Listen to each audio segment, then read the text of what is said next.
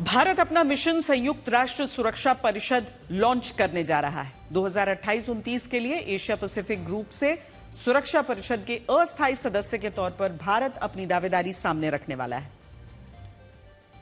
Hashtag India for UNSC 2028-29 peace planet progress, ये भारत की दावेदारी की थीम है।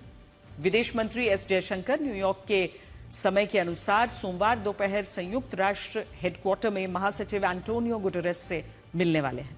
भारत इससे पहले 8 बार यूएनएससी का अस्थायी सदस्य रह चुका है। 1950 से 51, 67-68, 72-73, 77-78, 84-85, 91-92, फिर 2011-12 और 2021-22। मौजूदा वैश्विक परिस्थितियों में यूएनएससी में भारत की यह दावेदारी बहुत अहम है। 2021-22 में जब भारत यूएनएससी का अस्थायी सदस्य था, तब कोविड काल का साया था और अब ईरान अमेरिका युद्ध, रूस यूक्रेन युद्ध, गाजा संघर्ष जैसी परिस्थितियां हैं।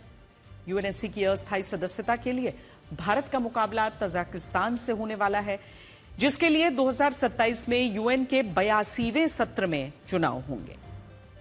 अगर इस वोटिंग में यूएन के सभी 193 सदस्य देश मौजूद रहे तो जीत के लिए 129 वोटों की जरूरत पड़ेगी।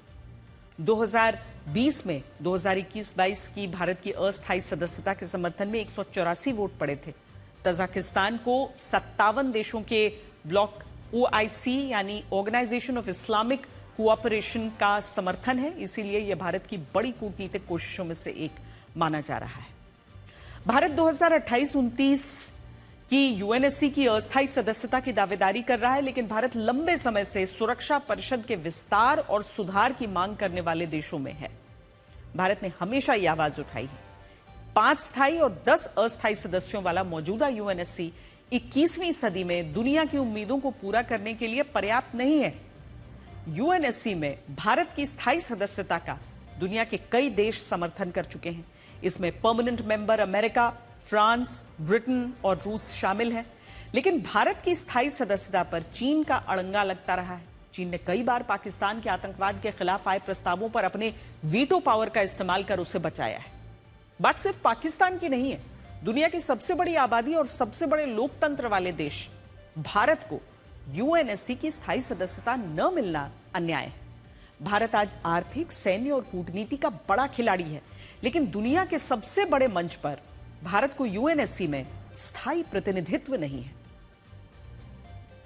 पिछले हफ्ते इंडोनेशिया की संसद में प्रधानमंत्री नरेंद्र मोदी ने साफ कहा था कि भारत जैसे विकासशील देश अब वैश्विक मामलों में बराबरी की भूमिका की मांग करते हैं। आज ग्लोबल ऑर्डर तेजी से बदल रहा है और ऐसे में हम जैसे विकासशील देश समान भागीदारी और अपनी बड़ी भूमिका मांग रहे हैं।